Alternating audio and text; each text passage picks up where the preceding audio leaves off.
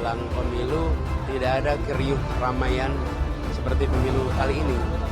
Kali ini ada begitu banyak yang menyuarakan tentang pentingnya kejujuran, pentingnya netralitas, kekhawatiran soal kecurangan. Sesuatu yang di dalam pemilu-pemilu dulu tidak muncul. Artinya ada kekhawatiran.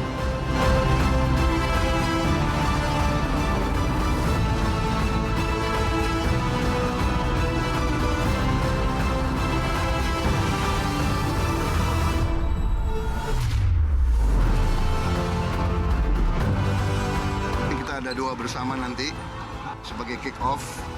Habis itu kita sudah mulai bagi tugas ya. Yang muda bergerak kemana-mana.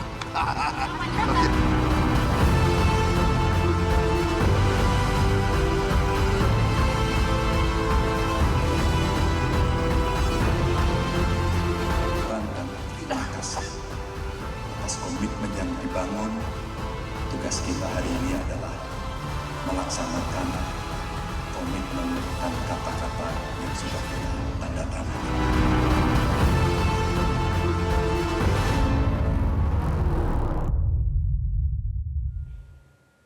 Baik, kembali lagi di Prime Time News. Mas Sugeng, tadi kalau Kang Aceh mengatakan sebetulnya setiap paslon itu punya potensi lah untuk melakukan abuse of power karena masih ada yang menteri, masih ada yang kepala daerah.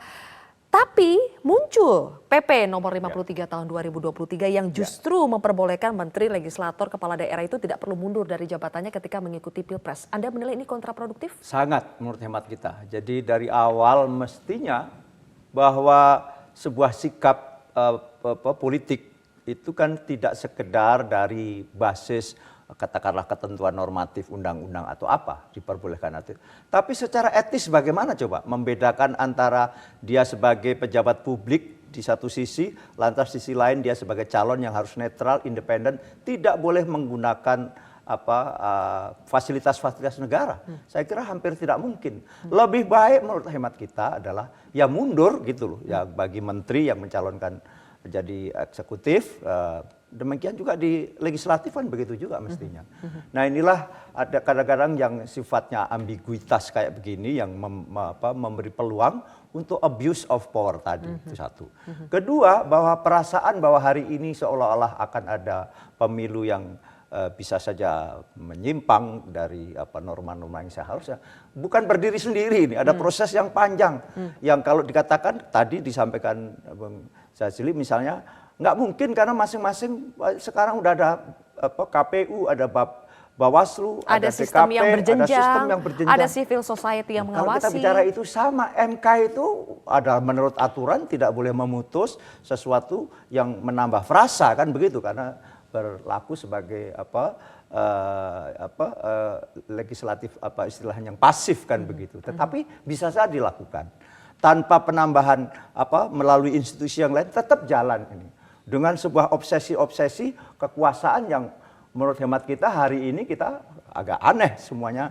Semua misalnya ahli-ahli tata negara sebagaimana dikritik juga bahwa menyatakan sebenarnya tidak bisa memutuskan sebagai, tapi bisa karena ini karena ada kekuatan negara yang secara normatif hampir dikatakan tidak mungkin, tetapi bisa terjadi. Demikian juga nanti di kecurangan-kecurangan ini secara normatif tidak mungkin, tetapi secara faktual bisa saja terjadi berdasarkan apa yang sudah berjalan selama ini. Apalagi ada obsesi-obsesi tinggi untuk katakanlah meneruskan kebijakan yang sudah hebat, sudah bagus. Semua menumpuk menjadi satu adalah sebuah pembenaran, mempengaruhi psikologi kita bersama. Dan inilah yang kita catat. Tapi benar bahwa kita tetap harus optimis. Kita sebagai bangsa tidak boleh menyerah begitu. Tapi bahwa indikasi itu saya kira bukan isapan jempol. Bukan tanpa asbabul nuzulnya jelas ada. Begitu itu yang kita maksud. Baik. Mbak Dahlia, kalau dibilang semua pihak sudah berkomitmen untuk menjalankan pemilu yang damai tanpa kecurangan. Tapi apakah dalam implementasinya, Mbak Dahlia kan juga mantan komisioner KPU di DKI Jakarta, pasti punya banyak sekali pengalaman. Dalam implementasinya apakah sulit buat penyelenggara pemilu untuk betul-betul menjalankan, menindaklanjuti segala macam laporan pelanggaran kecurangan dengan adil? Ya, saya setuju tadi Pak Aceh bilang kita kan punya instrumen penegakan hukum pemilu, ada Bawaslu, DKPP dan seterusnya. Tetapi Bawaslu, KPU, DKPP itu hanya bisa menjangkau hal-hal yang sifatnya administratif dan hukum material dari sebuah pelanggaran. Tidak bisa menjangkau misalnya bentuk-bentuk pelanggaran yang sifatnya perekayasaan atau abuse of power. Karena itu berada dalam lini kekuasaan dan contoh-contohnya sudah sangat jelas terlihat. Misalnya bagaimana kemudian kepala desa itu diminta untuk mendukung gitu ya. Padahal dalam undang-undang pemilu saja kepala desa itu harus netral. Tetapi memang saya paham sekali nih kontestan itu biasanya punya logika bahwa kalau kita menunjukkan kepada masyarakat kita didukung banyak orang, banyak kelompok, masyarakat akan terbawa untuk memilih yang paling banyak dukungannya. Sehingga logika itu dipakai, ya nggak apa-apalah melanggar, kita mobilisasi semua termasuk kalaupun melanggar yang penting ada kesan bahwa dukungan kita sangat besar dari kepala desa kah, dari aparat manakah gitu ya. Itu yang bisa menggiring emosi masyarakat, ya udahlah milih ini aja, ini soalnya dukungannya udah banyak banget, pasti menang. Mereka nggak mau dukung yang misalnya potensi menangnya itu kecil.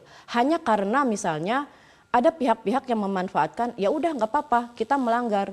Yang penting kan opini masyarakat tergiring untuk memilih siapa yang banyak didukung.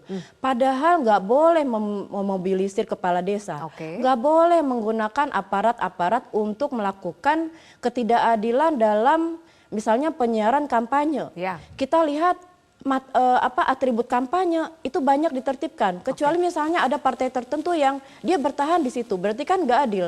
Kenapa kok misalnya alat peraga saya dicopot, makanya tapi pertanyaan partai saya, lain kok apakah enggak? Bawaslu hari ini bisa adil di tengah misalnya ada banyak sekali dugaan ini akan ada abuse of power, ada kekuatan di belakang salah satu paslon dan sebagainya? Lalu kita dibilang ya udah kalau ada pelanggaran lapor aja, enggak kayak gitu. Maksud saya ini yang dikedepankan harus adabnya dulu, etikanya dulu. Emang semua harus melanggar dulu terus lapor, itu namanya logika orang yang tidak beradab dalam berpolitik. Kalau berpolitik itu kita paham, oh biar saya melanggar saya ikut aturan seperti ini, oh jangan kampanye dulu. Jangan kemudian ketika kita bilang ini banyak pelanggaran, oh silakan aja lapor Bawaslu. Enggak, kalau kita jadi kontestan kita harus paham dulu, jangan melanggar bos. Tapi hari gitu ini ya. Mbak Dahlia, kubu paslon nomor 2 juga tidak lepas dari tudingan pelanggaran, kecurangan. Misalnya ada video ASN di Boyolali diduga mengembalikan dana iuran untuk memenangkan Ganjar Mahfud. Sikap TPN Ganjar Mahfud terhadap berbagai tudingan pelanggaran dan kecurangan ini bagaimana? Kita di TPN tidak pernah sama sekali melakukan instruksi itu. Kalau ada pihak-pihak yang melakukan itu pasti kami langsung panggil. Dan itu sudah kami tindak lanjuti. Kami nggak mau jadi pihak yang melanggar ya, karena kami mengedepankan etika adab. Tadi Pak Ganjar udah jelas bilang, kita itu tidak hanya seremoni aja. Semua tindakan kita itu, komitmen kita tidak hanya dalam pikiran, tapi di pikiran turun ke hati, lalu juga diimplementasikan dalam bentuk tindakan. Nah, saya rasa kita ini sekarang jangan selalu mindsetnya adalah ya udah kita main pakai jalur hukum aja. Kalau dia melanggar silakan laporkan, enggak. Kita sama-sama dulu komitmen tadi adalah kita ini harus berpolitik secara beretika gitu ya. Besok oke, kita sudah mulai kampanye. Tapi harap instrumen-instrumen kekuasaan itu jangan digunakan untuk menciptakan opini bahwa ada calon yang paling dominan dan yang pasti menang, sehingga masyarakat kemudian tergiring untuk itu gitu, tanpa melihat lagi kelebihan dan kekurangan masing-masing pasangan calon. Baik. Terakhir, Kang Aceh, belakangan sejumlah tudingan pelanggaran, kecurangan juga mengarah ke paslon nomor 2. Tidak dipungkiri karena ada faktor anak presiden, ada Gibran di situ. Misalnya saya sebutkan salah satu contoh dugaan pelanggaran, pembagian sembako beras bergambar Prabowo Gibran di Lamongan misalnya. Apa sikap TKN Prabowo Gibran terhadap berbagai tudingan pelanggaran kecurangan yang terjadi ini? Enggak. Yang ingin saya tegaskan pertama kali adalah bahwa semua kita ini kan sebetulnya punya instrumen terhadap kekuasaan. Terutama saya kira hampir sebagian besar partai politik pendukung, baik pendukung nomor 1, nomor 2, nomor 3, itu punya kepala daerah. Ya, misalnya di tempat daerah pemilihan saya, kepala daerahnya itu adalah partainya Mas Sugeng. Ya. Nah, sehingga jadi kalaupun juga misalnya daerah pemilihan saya di Kabupaten Bandung itu partainya didukung oleh partainya Mas Sugeng gitu ya, dan pasangan calonnya Amin. Nah, kita juga punya gitu ya. Misalnya di tempatnya Mbak Delian itu juga memiliki kepala daerah dari kader partai kita masing-masing gitu. Jadi sesungguhnya ya kalau kita mau jujur ya, yang saya bilang tadi, instrumen kekuasaan kita semua ini punya.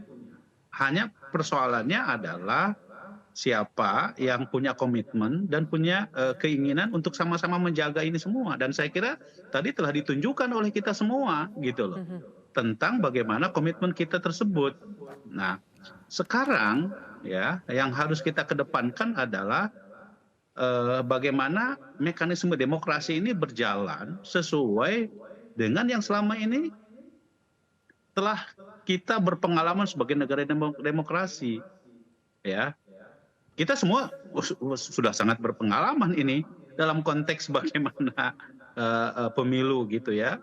Saya sama Mas Sugeng 2019 yang lalu sama-sama sebagai tim kampanye untuk mendukung Presiden Jokowi, dan komitmen itu pun juga sudah kita tunjukkan sekarang dan akan terus kita tunjukkan bahwa proses politik ke depan ini ya harus kita jaga, karena bagaimanapun ya kami juga misalnya tidak mau juga belum apa-apa sudah menuding, padahal dugaan-dugaan terhadap misalnya salah satu bupati di basis partai tertentu telah terang-terangan mendukung capres-cawapres tertentu, tapi ya kita kembalikan saja kepada mekanisme yang berlaku gitu ya. Baik. Nah, jadi karena itu menurut saya ya bahwa kita harus trust seperti yang disampaikan oleh Pak Prabowo terhadap mekanisme ini, termasuk juga soal tidak mengundurkan dirinya, baik itu pasangan capres, cawapres, kepala daerah, menteri dan lain-lain. Itu kan sebetulnya bukan hanya untuk pasangan nomor 2 ya. Pasangan nomor 3 pun juga adalah menteri gitu. Jadi baik, ini adalah begitu sebagai implementasi dari keputusan Mahkamah Konstitusi yang digugat oleh salah satu partai yang kemudian menghasilkan bahwa pejabat-pejabat politik itu tidak perlu mengundurkan diri gitu. Baik, Kang Aceh. Jadi, pesannya sudah kami tangkap, kita kembalikan kepada mekanisme yang berlaku. Jangan sampai begini Mbak Vivi, jangan sampai kita ini ya menepuk air di dulang, terpercik muka sendiri. Terpercik itu ke muka sendiri. Baik, Kang Aceh, terima kasih sudah bergabung bersama kami di Prime Time News hari ini. Terima kasih Kang Aceh. Sedikit saja Mas Sugeng, karena sudah di-mention oleh Kang Aceh soal semuanya punya instrumen kok untuk melakukan ini. Jadi dan kembali kepada mekanisme yang berlaku. Kita tetap optimis dan kita tetap menaruh kepercayaan kepada penyelenggara pemilu. Jadi KPU, Bawaslu dan DKPP, bahkan Mahkamah Konstitusi kan nanti kalau terjadi dispute terhadap hasil. Tetap kita menghormati itu bahwa tadi ada tanda-tanda, ada gejala, ada simptom, bahkan sampai tingkatnya itu yang sama-sama kita cermati. Tentunya kita tidak lantas dengan begitu meraung-raung, tapi bahwa ini adalah sebagai sebuah fenomena atau sebuah keadaan yang jangan sampai itu terjadi. Kan itu intinya yang menjadi concern kita. Kenapa? Karena setback betul kalau itu terjadi. Ingat itu mahal betul rasanya kita sebagai bangsa menyelenggarakan pemilu kalau itu nanti delegitimasi. Kan ujungnya kayak begitu. Baik, kita ingin menghasilkan pemenang pemilu ya tanpa kecurangan. Betul, ya. Terima kasih Mas Sugeng, Mbak Dahlia, terima kasih sudah bergabung bersama kami di Prime Time News hari ini. Jelajahi cara baru mendapatkan informasi. Download Metro TV Extend sekarang.